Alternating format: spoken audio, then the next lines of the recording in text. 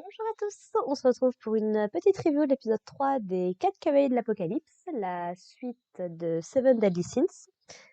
Alors pour ceux qui ne savent pas, les 4 cavaliers de l'Apocalypse, on suit un jeune garçon qui s'appelle Percival, qui a 16 ans je crois, qui vient tout juste de les avoir, qui vit avec son grand-père sur une haute montagne qu'on appelle le doigt de Dieu, jusqu'au jour où un chevalier débarque, tue son grand-père et manque de tuer Percival.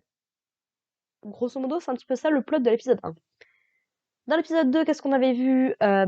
Percival est arrivé sur Britannia, donc il est redescendu, et il a rencontré une petite troupe de artistes itinérants, on va dire ça, euh, qui vont un petit peu l'emmener jusqu'au premier village qui arrive, où un autre chevalier va les attaquer.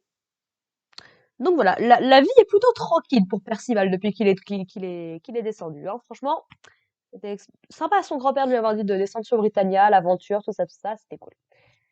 Et donc là, du coup, je suis là pour parler de l'épisode 3. L'épisode 3, qu'est-ce qui se passe? Alors, on a un petit combat Pellegarde-Perceval, où Perceval montre un petit peu, peut-être pas l'étendue, mais les débuts de son pouvoir magique, qui a l'air capable de pouvoir créer des Pikmin, soyons très honnêtes. Plus sérieusement, donc on a des petites créatures qui ressemblent à Perceval, qui sont capables d'agir plus ou moins indépendamment, puisque la magie de Perceval a pour l'instant l'air d'être très inconsciente. On est au début de l'histoire, donc rien de bien nouveau. Et puis c'est là que le petit renard que Perceval avait rencontré pile en descendant dans Britannia débarque, les téléporte et leur explique que il est à la recherche des 4 cavaliers de l'Apocalypse éponymes qui sont censés détruire le monde. Et il nous apprend que Perceval est l'un d'eux. Et l'épisode se termine avec globalement Perceval qui découvre une vallée un petit peu étrange, qui est habitée par un scientifique, un herboriste fou qui s'appelle Natian. Et qu'est-ce qui va se passer? Il a se fait endormir, tout ça, ah là là, drama, suspense, ah là là. Bref, j'ai énormément aimé cet épisode. Mais depuis le début, on a 3 épisodes, hein, ça fait déjà 3 semaines que ça a commencé. Eh ben, le temps passe vite. J'adore. Pour plein de raisons différentes. De un, j'ai lu le manga. Donc, même si j'ai pas tous les détails en tête, je sais globalement où va l'histoire. Donc ça, c'est cool. De voir ça animé, c'est cool. De deux, le style graphique est de toute beauté. J'adore. Franchement, je sais vraiment pas ce qu'il y a dans ce style-là qui me plaît autant, mais 100%, j'adore. Donc voilà. J'aime beaucoup le design sonore aussi. On a plusieurs scènes avec des personnages qui sont dans des environnements pas communs. Et au niveau de l'écho, de la résonance et tout, c'est bien géré, j'aime beaucoup. Puis bon, allez voir, les personnages sont cool. L'opening et l'ending, franchement, autant j'étais sceptique au début, autant j'adore. Ça fait beaucoup de fois, j'adore. On est d'accord. Mais vraiment, ça me fait beaucoup de bien, sachant que Eden Zero vient tout juste de se terminer, que j'étais déprimée en me disant « Oh non, c'est terrible, c'est triste, j'ai plus rien à avoir à regarder » puisque je regarde très peu de choses depuis que j'ai commencé à travailler. Et puis, ça fait quand même quelques années que je regarde plus vraiment aussi assidément qu'avant. Puis, il n'y a pas grand-chose qui m'intéresse, soyons très honnêtes. Mais ouais, dans les 4 cavaliers d'Apocalypse, c'est cool. Franchement, si vous connaissez pas, si vous avez aimé Seven Deadly Sins ou que vous êtes juste curieux, moi je serais vous, j'y jetterai un coup d'œil. Donc, c'est dans le même univers que Seven Deadly Sins. C'est la suite qui se passe à peu près entre 16 et 20 ans après la fin de Seven Deadly Sins, je dirais à peu près. Et donc, là on est vraiment dans la partie aventure et découverte de l'univers et c'est cool. Les couleurs sont très vibrantes, non, franchement, j'adore. J'ai hâte de voir ce que ça va donner. Surtout que je sais à peu près où ça va. J'ai une petite idée de où va se terminer la saison 1. Ça peut être grandiose. Donc bon, on verra bien. Quoi dire sur l'épisode à part ça au niveau du scénario pur? Donc, comme je le disais, la magie de Perceval s'éveille. En rigolant, j'ai dit que c'était des Pikmin parce que pour ceux qui ne savent pas, qui ne connaissent pas Nintendo, Pikmin, ce sont des petites créatures qui obéissent à une personne et qui font globalement tout ce que tu veux. C'est-à-dire principalement porter des objets et attaquer des ennemis. Si vous ne connaissez pas, il y a le Pikmin 4 qui est sorti il y a 3 mois à peu près, au mois de juillet. Jetez-y un coup d'œil parce que franchement, le 4, il est bon. Et tous les 3 d'avant sont disponibles sur la Switch. Voilà. Donc si vous savez pas, essayez. Petite pub comme ça. Bref. Donc les petites créatures qui ont l'air d'obéir à Perceval, de faire un petit peu des trucs dans leur coin et tout, me font aussi beaucoup penser à Icy, la petite créature de Chine dans Aventure, le JDR fait par, enfin, sur lequel avait joué le joueur du grenier. Il y a pareil, il y a 4 saisons, il y a toute une playlist. Allez jeter un coup d'œil, franchement. Si vous aimez l'humour, c'est cool. Puis même c'est épique et les machins et tout, bref. Donc voilà. On en apprend un peu plus, enfin on en apprend un peu plus. Non, Donnie, du coup, le gars qu'il a rencontré l'épisode d'avant, est un peu plus mis en avant, c'est cool. Qui n'hésite plus à se mettre en avant, à se mettre en danger pour sauver Perceval. Parce qu'on sait que son pouvoir, c'est un petit peu la télékinésie, soulever des objets et tout. Donc voilà, donc il se fait téléporter avec Perceval. Et puis, non, j'aime beaucoup leur petite relation, là, elle est sympa, elle se met en place et tout. J'aime beaucoup. Quoi dire de plus? Pelgard, bon, bah, qui est clairement au-dessus du niveau de Perceval actuellement, qui est du coup, un des chevaliers d'Arthur. Là où on sait que bah, c'est le père de Perceval, un autre chevalier d'Arthur, du nom d'Ironside, bah, qui a tué son grand-père, quoi.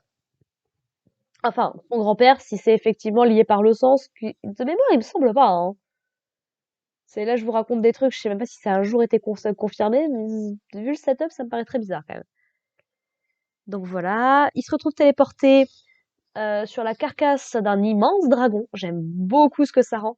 Ce qui me fait également beaucoup penser à ceux qui connaissent un petit animé, un petit manga qui a eu qui a eu un peu de succès il y a une dizaine d'années.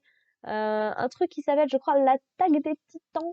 Il y a un truc récent là qui me rappelle beaucoup le design d'un dragon. Donc voilà. Et donc, on en nous apprend un peu plus sur bah, les 4 cavaliers de l'Apocalypse, de quoi qu'on parle, qu'est-ce que c'est, pourquoi, comment et tout. Donc, ce sont 4 chevaliers prophétisés pour détruire le monde. Famine, guerre, euh... et ah, c'est dommage, hein, je voulais pas les oublier, je voulais te répéter juste avant. Famine, guerre, mort, épidémie. C'est ça, épidémie. Voilà, donc ce sont les 4 cavaliers de l'Apocalypse. On a un visuel vite fait. Bon, comment dire que la mort, et ça nous est confirmé globalement dans l'épisode, hein, mais la mort semblerait que ce soit Perceval. Bon, ça pose ça là. Pour les autres, si vous connaissez un petit peu Seven Deadly Sins, il y a peut-être une ou deux silhouettes que vous avez pu reconnaître. Je n'en dirai pas plus parce qu'ayant lu le manga, je sais de qui on parle. Ce qu'on sait donc, c'est que Perceval, il est décrit par les chevaliers d'Arthur comme bah, un jeune garçon aux cheveux verts en forme d'aile d'oiseau. On en a un autre, les autres, on ne sait pas les spécificités, qui sait exactement, mais donc on en a un qui a une magie dorée. On en a un qui possède un œil démoniaque et un œil, j'ai envie de dire normal, mais ils ont dû dire autre chose, mais je me souviens plus ce qu'ils ont dit. Et un dernier qui est un jeune garçon mystérieux qui change très facilement d'apparence. Voilà. Et la personne du coup qui nous raconte tout ça, c'est un petit renard qui s'appelle Sin, qui parle, donc comme Hawk pouvait le faire dans Seven Deadly Sins, et qui dit bah écoute, moi on m'a dit de te ramener, donc tu vas venir avec moi, ton pote aussi, et on va faire un bout de chemin ensemble, on a juste 320 km à faire pour aller jusqu'au royaume de Lyonesse. Je t'avoue que je sais pas du tout où ils sont dans Britannia pour être aussi loin, mais ça fait de la marche, hein, c'est bien. Donc ils vont peut-être pas y aller tout de suite, tout de suite, tout de suite. Voilà. Je pose ça comme ça. Il y a un énorme indice dans ce que je viens de vous dire par rapport à Sid. Qui il est, qu'est-ce qu'il veut. Voilà. Pensez simplement que c'est un renard qui s'appelle Sid. Voilà. On verra s'il y en a certains qui ont la référence. Sans avoir lu le manga, évidemment. Ça mis à part, bah, on a un petit peu sur les chevaliers d'Arthur, vite fait. On a Pelgard et Ironside qui discutent un petit peu. En mode, ah, mais t'aurais dû le tuer, mince, moi j'ai pas réussi, machin et tout. Voilà. Euh... Et puis donc, l'épisode se termine avec l'introduction de Natian, qui est un personnage qu'on voit dans l'opening, tout comme Donnie, et qui donc a l'air d'être un scientifique un petit peu fou, légèrement sur les bords, pendant que Donnie et Sid rencontrent une géante nonne, comme ils l'appellent dans l'animé. Donc en gros, elle prie les déesses, alors que les géants sont plus connus pour prier la terre en elle-même, la terre-mère. Donc voilà, voilà, deux, trois personnages introduits, bien sympathiques. On a des fées, on a des géants. Est-ce que ça peut peut-être faire référence à King et Diane? Oui, j'allais dire autre chose, mais oui, King et Diane. Peut-être, on sait pas, ils ont une idée de peuple, donc sait-on jamais. Je crois que c'est jamais trop expliqué ça non plus, mais je peux me tromper. Et puis voilà, voilà. J'aime beaucoup d'ailleurs la voix de Nation passe plutôt bien, même si j'ai quelques réserves. Je pose ça là parce que autant que moi je sache, et je suis pas totalement à jour sur le manga, mais il y a une théorie qui circule, comme quoi Nation serait une femme. Il y a deux, trois indices qui pourraient laisser croire ça plus tard dans l'histoire. Personnellement, pourquoi pas? Je sais pas. Ça m'apporterait rien de plus ou de moins au personnage, c'est juste why not. Mais parce que le seiyuu m'a l'air très féminin.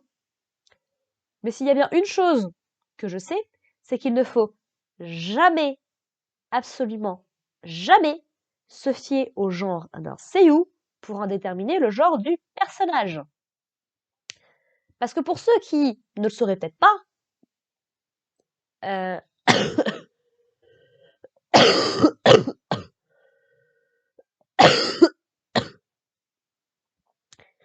parmi des personnages très connus et globalement assez masculins qu'on a dans l'univers du manga, je vois ça là, hein, Goku, Naruto, One Piece, pour ne citer que ces trois-là, sont tous les trois doublés par des femmes en japonais.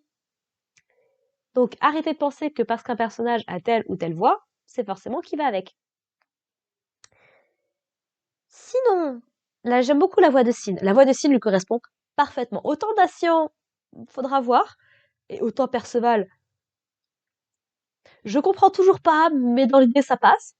Mais la voix de Sin, franchement, parfaite. Voilà, voilà, quoi dire de plus?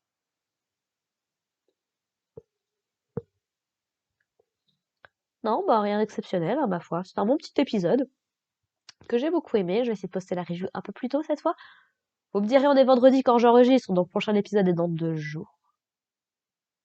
Faudrait que je me magne, effectivement. Bon, on va essayer de reprendre un rythme un peu plus sympa. Et puis, bah, voilà. Je pense qu'on peut s'arrêter là pour aujourd'hui. J'ai bien, un épisode que j'ai bien aimé, puis j'ai hâte de continuer. Ça va faire un mois. Eh ben, déjà. Donc voilà. Sur ce, bah, portez-vous bien. On se dit à plus tard. Bye.